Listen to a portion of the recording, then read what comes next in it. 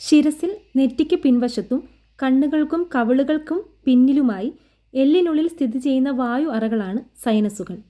Sinus അറകളിൽ നീർക്കെട്ടുണ്ടാകുന്ന അവസ്ഥയാണ് sinusitis.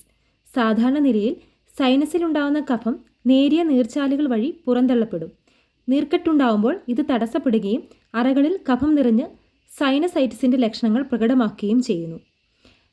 തലവേദന, തലയ്ക്ക് കനം, നെറ്റിക്കും കണ്ണുകൾക്കും കവിളുകൾക്കും ചുറ്റും വീക്കം, വേദന, പല്ലുകൾക്ക് ചുറ്റും വേദന, മൂക്കടപ്പ് മൂലം ശ്വാസം കഴിക്കാൻ ബുദ്ധിമുട്ട്, ഗന്ധം അറിയായ്മ, രുചിക്കുറവ്, ശ്വാസദുർഗന്ധം, ചെവി അടപ്പ്, കാഴ്ചമങ്ങൽ, ചുമ, പനി, ക്ഷീണം, തളർച്ച എന്നിവയാണ് ലക്ഷണങ്ങൾ. മൂക്കടപ്പ് കാരണം ഉറക്കവും പ്രയാസത്തിലാവുന്നു.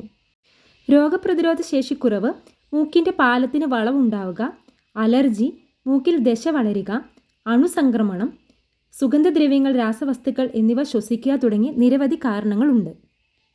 ലക്ഷണങ്ങൾ തുടങ്ങുമ്പോൾ തന്നെ ആവി പിടിക്കുക, ചൂടുവെള്ളം കവിൾ കൊള്ളുക, തുളസിയും കുരുമുളകും ഇട്ട് തിളപ്പിച്ച വെള്ളം ഇന്ദുപ്പ് ചേർത്ത് പലവട്ടമായി സേവിക്കുക, ആഹാരം മിതപ്പെടുത്തുക, കുരുമുളക് രസം പോലുള്ള ഉചിതമായ ആഹാരങ്ങൾ ഉൾപ്പെടുത്തുക എന്നിവ ചെയ്യുന്നത് നല്ലതാണ്.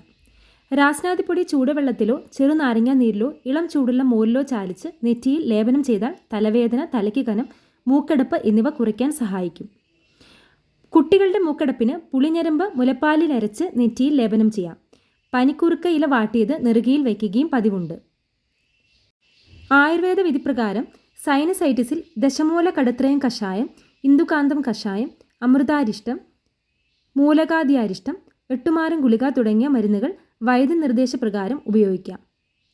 ചുമ, തൊണ്ടവേദന, രുചിക്കുറവ്, ദഹനക്കേട് എന്നിവയുണ്ടെങ്കിൽ വ്യോഷാദിവടകം, താലീസപത്രാദിവടകം, പിപ്പില്യാസവം, വാസാരിഷ്ടം എന്നിവ ഉപയോഗിക്കാം.